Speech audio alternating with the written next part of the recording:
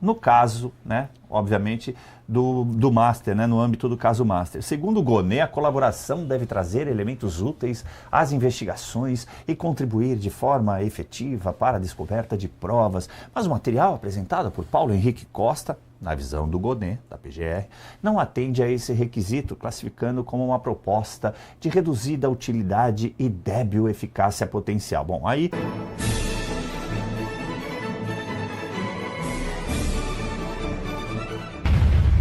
No caso, né, obviamente, do Master, né, no âmbito do caso Master. Segundo o Gonê, a colaboração deve trazer elementos úteis às investigações e contribuir de forma efetiva para a descoberta de provas. Mas o material apresentado por Paulo Henrique Costa, na visão do Gonê, da PGR, não atende a esse requisito, classificando como uma proposta de reduzida utilidade e débil eficácia potencial. Bom, aí ele usou o termo, se eu não estiver enganado, acho que do artigo 3º da Lei 12.850, só. A defesa do ex-presidente do BRB disse surpresa com a notícia da rejeição da proposta e disse em nota oficial que Paulo Henrique Costa nunca foi ouvido. Olha a alegação da defesa. Nunca foi ouvido nem no inquérito, salvo por uma acariação sem interrogatório prévio. Isso é muito grave, mas a OAB está preocupada em ir lá e fazer um habeas corpus para a Deolane ficar na cela especial, cela do Estado Maior, como a gente costuma chamar. E a defesa está alegando nem pela própria PGR. Além de também não ter sido solto depois de preso. Aspas. Assim, não se pode compreender a afirmação de que não admitiria a responsabilidade e nos fatos em apuração, fecho aspas. E ainda, óbvio, falando do caso Master, depois de ter suas propostas de delação premiada negadas por Polícia Federal e PGR, André Mendonça determinou a transferência de Daniel Vorcaro para a Papudinha. Deixa eu fazer uma breve pausa aqui, Alemão. Até eu, como advogado, fiquei em dúvida dessa questão, porque eu falei assim, ele não é advogado, o Daniel Vorcaro. Nem sei se formação ele tem, mas não é advogado. E no Brasil só existe uma classe que não vai presa em cela comum, viu, Leber? Só advogado. Só advogado, né? Então eu falei, ele não é advogado. Mas eu não lembro onde está isso na lei, não é possível. Mas aí, efetivamente, tem. No artigo 5º dessa mesma lei, 12.850, inciso 6º, está dito lá que é para a proteção do delator, para que ele não venha a sofrer sicário, né? Sabe o sicário? Então, para não sofrer algo similar. Ah, não, mas o sicário está lá na PF, né? Ah, pois é. Então, você não está seguro mesmo aí, tá? Mesmo na Papudinha, tá, ô Vorcário? Eu, se fosse você, tomava cuidado até com o que você come. Aliás, ele pediu televisão, não sei se você souberam disso, para assistir a Copa. Aí foi legado, né? Porra, é demais, né? Vamos voltar aqui. A Papudinha fica no Distrito Federal, dentro do complexo da Papuda, por isso chama Papudinha, é um batalhão da Polícia Militar dentro do... É quase um resort. Quer dizer, a gente fala, mas não deve ser fácil você estar lá, né? O Coronel Naime ainda acho que está preso lá, e eu fui visitá-lo quando estive em Brasília, 23, 24, lá, ele estava lá em 24, eu fui visitá-lo, não é assim também tão... não é solto, mas não é ainda livre. É melhor do que, né? Muito melhor do que a cadeia, não tenha dúvida. Após passar os últimos 3 meses na superintendência da PF, então agora ele foi para Papudinho, um novo endereço. Mendonça afirmou que a transferência era a alternativa mais adequada para equilibrar a necessidade da prisão preventiva com a segurança do banqueiro. Aliás, com a recusa dos acordos de delação premiada, restou a Daniel Vorcaro e Paulo Henrique Costa, como única alternativa para tentar reduzir suas penas, a confissão dos crimes que cometeram, diferente da delação. A confissão não implica em apontar comparsas, mas sim do reconhecimento pelo próprio acusado da prática criminosa na tentativa de convencer o juiz a aplicar uma pena menor. Antes de falar da pesquisa, Alemão, deixa eu então fazer a pergunta para eles aqui, né? Não existe na lei, Loeblin, você não é obrigado, né? O João é advogado, então, para ficar proporcional, não existe na legislação um limite de delações, tá? Pode apresentar quantas forem. Não vai, essa aqui não vai, isso aqui eu já sei, isso aqui eu já investiguei, tenta outra, e o cara vai tentando. Então, em tese, teria uma negociação longa. Por isso que eles chamam de negociação. É um ato jurídico. Você acredita ainda que pode haver ou vai ficar realmente a distrito a possibilidade deles confessarem o crime? E se eles confessariam, na tua opinião? Eu acho que no Brasil a delação premiada ela é conversada muito antes. Antes de ir para o papel, sabe? Sim. Você vai falar o quê? Eu falo isso. Aqui não, porque vai atingir alguém aqui, essa pessoa não pode te atingir. Então, você não fala isso, eu te abro aquilo. Então, assim, eu não vejo no Brasil, até pelo sistema político, enfim, a possibilidade de uma delação premiada que, porque quando falaram da delação do Vorcaro, a imagem que todo mundo tinha, nossa, vai cair todo mundo. Vai cair deputados, vão cair ministros, vai cair gente do Supremo, vai espirrar no presidente da República. Pô, a delação do Vorcaro foi uma delação que mudou? Nada. Absolutamente nada. Então, eu honestamente, eu não creio. Eu não creio que nós vamos ter uma delação que vai ser um espanto, que vai ser principalmente no ano eleitoral. Porque a gente sabe como é que funciona. Nesse momento, o governo está agindo e está negociando. Opa, peraí, vai atingir alguém do governo? Vai. Então também não vamos atingir ninguém da oposição. Você tira esse cara? Eu tiro esse cara. E aí a delação vira um queijo suíço. Né? Ela vai ficar cheia de buracos. E esse papo de, olha, porque não aceitou a delação. Para mim, é um teatro, uma manipulação, tudo combinado, tudo só para o cidadão que paga os seus impostos, mais uma vez acreditar que a gente vai ter mudanças no Brasil. Eu sempre falei, João, até baseado nisso que o Loeblin acabou de falar, né, que a gente não podia confundir o Paulo Gonet à frente da PGR, que nitidamente faz a barreira no futebol, tá lá para não fazer gol no Alexandre de Moraes, ele não pode ser confundido com a própria PGR, porque Perfeito. Você tem outros procuradores. E, obviamente, que sempre vai ter gente boa. Vou dar o exemplo da PF. A gente não acredita na PF mais, ela não tem credibilidade, né? Sim. Mas existe é até ridículo falar isso, mas é como a gente usa aqui no Brasil. Existe uma banda da PF que ainda funciona, que ainda trabalha, a ponto do Jacques Wagner ter a cara de pau, a desfaçatez de vir a público para dizer, fui questionar o Lula, por que a PF me investigou? Você tá onde? Você pensa que você é o quê? Você tá louco? Eu acho que você tá louco, Jacques Wagner. Mas enfim, a gente pode ter ainda um pouco de realmente continuar nessa, ou eu sou muito inocente, acreditar na credibilidade da PGR, João, e aí ela tá fazendo o trabalho dela e não aceitar a delação, ou tá usando a contenção que eu falei? Eu acho que tá usando mais a contenção e pegando até um gancho no que vocês falaram, o que eu lamento muito no quadro do funcionalismo público, seja da Polícia Federal, seja dos promotores, dos juízes, é a omissão, é o silêncio, porque você tem associações de juízes, né, grupos, eles podem se manifestar contra o Paulo Gonet, contra o chefe da PF, contra o Alexandre de Moraes, contra o Toffoli, eles podem fazer uma nota e falar, segura a onda aí, querido. Pô, o que é isso, né? Uhum. Porque eles têm a vitaliciedade, tem todos esses benefícios que vários cargos... E na mobilidade. Ninguém vai mandar pra Xiriri. Como é que você usou o nome da cidade aí? Eu nem lembro. Xiririca do Oeste, algo assim.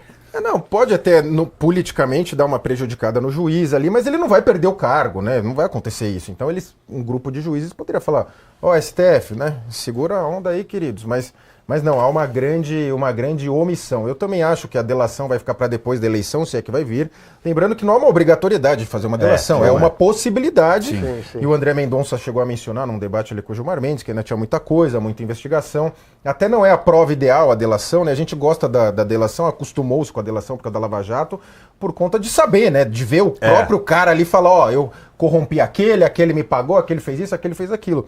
Mas a gente vê que quando acontece isso, por exemplo, o caso da JBS, os caras caem para cima. Então, a depender da coisa, a pessoa cai para cima. Então a gente fica com muito receio do que vai acontecer. Agora eu acho que está tendo essa contenção para a questão eleitoral. Acho que tem de acontecer coisas depois da eleição, a depender também de quem ganhar, né? Porque pode ou enterra tudo ou mostra tudo. E lembrando que o André Mendonça, ele está numa situação ali que é necessário ir para cima do poder judiciário, dos seus pares. Aí a gente vai ver até onde vai, porque está evidente que há juízes, tudo indica, que teriam alguma forma de envolvimento, vi de contratos milionários fora da realidade.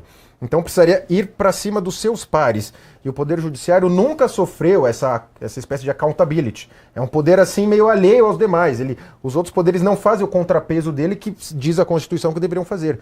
Então a gente está diante de uma situação inédita, né? Uma corrupção total de vários poderes e um juiz tendo que, em teoria, atuar contra os seus pares. E os seus pares que estão indo em programas, dar entrevista, né? Como se fosse normal. E não ser questionado até pelos próprios jornalistas de falar: o que o senhor está fazendo aqui, já que o juiz não dá entrevista, né? Não pode dar entrevista, o que o senhor está fazendo aqui, falando sobre tudo, sobre lei, sobre projetos de lei, mas há uma normalização, infelizmente, do absurdo, e a gente tem os juízes, né? E eles não estão na Copa do Mundo, né? Lembrando que a maior parte desses juízes supremos estão com o visto americano suspenso. E eles adoram ir em jogo de futebol estrangeiro, né? O Toffoli foi final da Champions League, enfim, eles adoram, só que agora não está podendo. Não pode mais. Dançou, perdeu o mané. E lembrando que não são juízes nem ex-juízes de futebol. De futebol. Tem que deixar claro. Não pode ser tudo pra gente. Tem que deixar claro. E esses aí acho que não estão nem ligando se tem 2 mães, 3 mães, o que falam das mães deles, viu? Eles não tem ligam. Uns aí tem umas 30 mães. Então. Mas acho que eles não estão preocupados com isso, não. Agora então vou prejudicar vocês dois. É igual pênalti, hein? Não tem como fugir. É sim ou não? Vou fazer igual o Xandão. É sim ou não? A imprensa prejudicou o Brasil e o brasileiro? Sim. Não tenho a menor dúvida.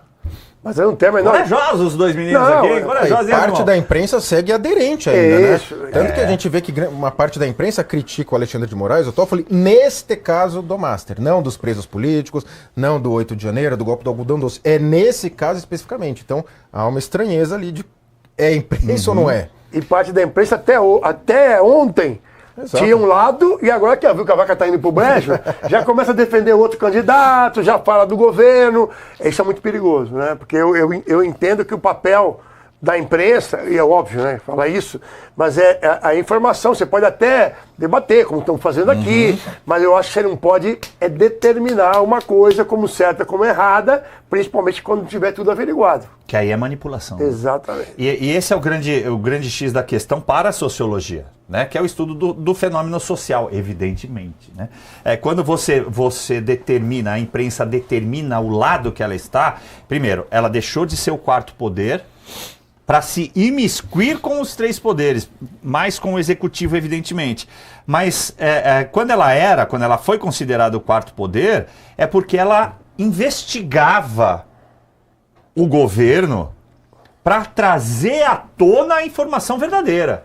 Ela tentava, pelo menos, entregar a verdade. Hoje isso não existe mais, Léo. Você tem 2 segmentos, eu vou ser lacrado, mas vou falar. Você tem 2 segmentos de manipulação. Joga na terceira mãe lá do estádio. Joga pra terceira mãe. Se for me xingar, tá? É a mãe do estádio, por favor. Mãe do estádio. Você tem 2 segmentos de manipulação social, ou dos dias de hoje, que são fantásticos, né?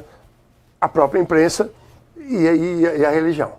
Você consegue controlar a população, sim. Você consegue dominar, mudar de pensamento, você consegue... E foi usado isso eternamente, não é de agora. Mas hoje isso tomou um vulto muito importante. Por quê? Porque emissoras de televisão, falidas, quebradas, com dívidas absurdas junto ao governo, inclusive, elas fazem uma espécie de uma troca. Né? Cancela minha dívida aqui, eu vou deixar de falar de você aqui. Me dá uma concessão aqui que nós não temos em tal região, eu deixo de falar bem, eu falo bem de você assado. Se aparecer uma denúncia, a gente vai ter que falar, mas passa um pano, bota um chantilly em cima. Não é isso que eles gostam de fazer? Quando interessa, a denúncia é escabrosa, eu boto o chantilly, boto o moranguinho em cima, muda de assunto, já bota a novela logo depois, tá tudo certo, ninguém mais lembra, e vamos que vamos. E aliás, tem a Copa do Mundo, por isso que eu fiquei contente com essa pesquisa no começo aí. Antigamente nós tínhamos no futebol uma válvula de escape para as questões políticas absurda, né? Sim, Getúlio Vargas enxergou isso muito bem, né? E hoje nós estamos, por essa pesquisa que vocês trouxeram, né? A gente está vendo que pode haver uma mudança.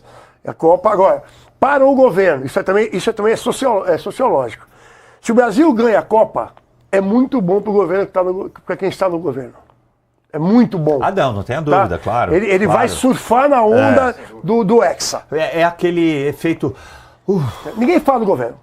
Vão ser 2 meses ou 3 meses até a eleição, que o assunto vai ser qual?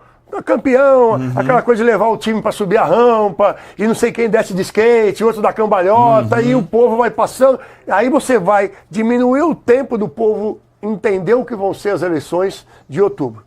Se perde, ao contrário. Se perde, você vai ter... volta para o primeiro política plano. volta para o primeiro plano. Perfeito. João, dentro desse segmento, a opinião pública, como eu disse, ela leva um tempo. E o papel da imprensa, infelizmente, hoje está bastante conturbado. Mas é por isso que veículos como o Metrópolis, como o Oeste e alguns outros são importantes para ter o contraponto da notícia. Porque o que falta no Brasil é algo que acho que o próprio Trump conseguiu trazer de volta, né? Porque lá eles têm várias emissoras que eram wokeistas, esquerdistas, progressistas, etc. Mas tinha a Fox que fazia lá o contraponto. Agora, aqui no Brasil, nós nunca tivemos. Não, além de a gente nunca ter, a gente vive uma crise social, né, uma crise geral tão grande, por conta disso, que esses atores não cumprem os seus papéis. Grande parte da mídia, a gente via antes, a notícia é essa, aconteceu isso, o político tal, a ponte tal, agora ele passa a notícia e o que você deve pensar sobre a notícia. É isso aí. Que você tinha no final o quadro de opinião, o Jabor, sei lá quem quer que seja, agora a opinião do cara, ficava escrito embaixo, editorial, opinião, agora não, ele passa o editorial, a opinião em cima da notícia, você tem que pensar isso, usa essas terminologias golpista, não sei o que, terrorista, lembra a questão do 8 de janeiro? Chamavam de terroristas as pessoas que mesmo não tinham contrariando a definição da lei, a definição da lei, então... A direita, todo mundo é extrema-direita. É extrema-direita. Não existe direita. Todo mundo é extrema-direita. Você viu agora na eleição da Colômbia, parte da mídia saía, o candidato de esquerda foi derrotado pelo de extrema-direita. É isso aí. Sendo que o de esquerda é o narco-presidente que vai entregar agora o Petro. Então, essa dificuldade da linguagem também, muitas vezes a direita, até por não estar presente no mainstream, no establishment, vamos por assim, nos vocalizadores da sociedade, grande mídia, enfim, acaba adotando essa terminologia que é extremamente contra a própria direita, né? Essa coisa de extrema direita, tem gente até que fala, a direita tem que assumir que é extrema mesmo, e entendo que não é esse o caminho, viu, Caivano? Eu sigo um advogado, que nem a gente, professor João Eigen, que, nossa, escreveu, super conhece, bom. Né? Eu li o livro dele, é sensacional, com a definição do fascismo, ele foi buscar as origens, os autores italianos, né? Os políticos italianos, predecessores do Mussolini e tal, é fantástico. E aí ele fez um post que me chamou a atenção, né? Engraçado chamar sempre de extrema-direita, né? Que a direita é fascista e etc., quando no mundo só aconteceu da direita usar de violência 20 vezes em mais de 250 anos. Eu acho o seguinte, né? Se você for hoje, vou pegar a USP, que hoje é totalmente doutrinada, aparelhada, é uma coisa absurda que acontece na Universidade de São Paulo, né? E ninguém fala nada. Mas tem a lei própria, não pode entrar, não pode isso, não pode aquilo. O que acontece na USP, ninguém fala sobre as drogas na USP, não é verdade? E é um cabidaço de emprego para militante. 9 bilhões de orçamento, então, tá? aí você vai lá e você, como é que é? Fascistas não passarão. Eu duvido, se você chegar para 10 estudantes e perguntar, disserte sobre o fascismo. Não vão saber. Não tem conteúdo nenhum. Não vão saber. Ouviu bonito? Alguém falou para ele, tem que chamar de fascista. Ouviu dizer, não tem base nenhuma. Então, assim, nós temos que agir, gente. Nós temos que agir. A grande desvantagem que eu vejo da direita em relação à esquerda no Brasil, a esquerda se une. Vídeo que o Lula fez com todos os seus amiguinhos, todo mundo preso, todo mundo descondenado, tá todo mundo em ministro. Verdade, isso mesmo. A direita se separa. A direita fica cada um no seu nicho, cada um no seu lado, e aí o que acontece? A gente perde a possibilidade de ter um contraponto. Como as escolas militares são um contraponto, está sendo feito nas escolas hoje. Você tem hoje, professor de humanas, eu sou de humanas, a formação é de humanas. Dentro de uma sala de nível fundamental, nível médio, não está nem aí preocupado com o que é a história, que se der aula de história. A preocupação é a doutrinação. Claro. Ele fala sobre 31 de março de 64, sobre o golpe, mas ele não fala que um dia antes o povo foi à rua pedir uma intervenção militar contra os comunistas. Que as emissoras de mídia pediram, chancelaram em editorial. Que no Araguaia estava tendo morte, né? Matando soldados eu desafio aqui. Brasileiros. Eu desafio que vocês me contem um professor hoje em sala de aula, de fundamental e nível médio, que fale este lado da história para os seus alunos. Se vocês me apresentarem um, eu vou bater palmas. Eu li um outro dia, num outro material, que antes do 31 de março, tinham acontecido 18 atentados terroristas no Brasil. Inclusive aquele que matou... Em poucos meses. Não, então, mas alguém fala disso? Não. Eu acho que não. Entendeu? Você ia falar, João? Não, eu ia falar que havia uma paralisia ali institucional, né? E os militares, a população pediu, enfim, né? Foi isso mesmo. Evitar o comunismo.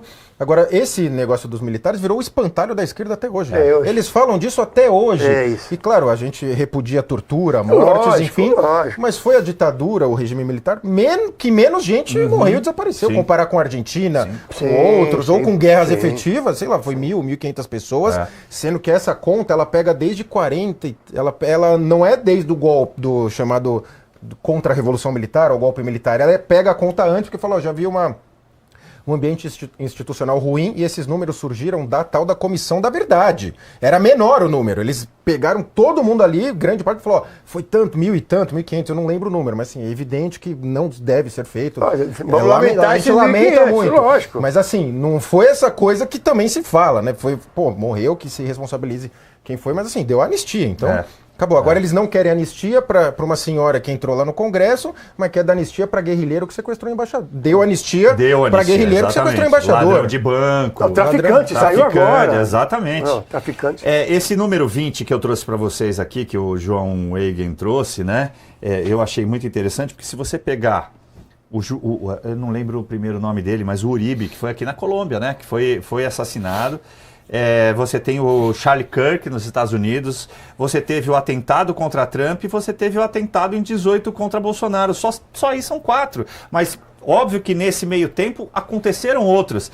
E aí quando ele traz esse número 20 em 250 anos e a gente teve 4 aí só nos últimos 8 anos, é uma desproporção absurda. Então quem que é a parte violenta? Não é a direita. Não a esquerda não perdoa a esquerda. Você vê o Toninho do PT, você vê o Celso Daniel. Exatamente, dentro exatamente. da Bem própria esquerda. É isso aí. Tá certo? É isso aí. E também ninguém mais fala no assunto. Ninguém fala mais sobre todas as testemunhas do caso do Celso Daniel, que até o garçom, até o manobrista, apareceram mortos. Delegado, investigador, foram tudo pro saco. Não, e assim... 9 pessoas. Tudo em casa. Assim, o cara foi assaltado e mataram ele. Deram um tiro nele, não deram 8. Mas, cara, é bizarro, porque não tem um assalto que alguém vai dar 8 tiros no cara, João. O normal do comunismo, né? Antecedendo o comunismo, a revolução toma o poder e mata todos que te ajudaram, né? Claro. Mata todo mundo. Não deixa pedra sobre pedra e nem deixa rastro, né? Ó, a gente podia, de novo, outro assunto que a gente podia ficar aqui e renderia a pauta. Eu podia estar roubando, eu podia estar matando, eu podia estar me prostituindo. Não podia estar nada disso. Eu quero só te fazer um pedido simples. Um pedido para você que acompanha o meu trabalho. Todo dia, ao vivo, 7h30 da noite, 19h30, eu estou ao vivo aqui no YouTube, no canal do Metrópolis, analisando os principais acontecimentos da política brasileira com muita seriedade e análises. E em tempo de tanta informação superficial, a sua audiência faz toda a diferença. Então, se você valoriza análise crítica, informação e conteúdo sem filtro e sem firula ideológica disfarçada de jornalismo, participa da nossa live Pavinato 7h30, ao vivo, às 19h30, no canal do Metrópolis, aqui no YouTube.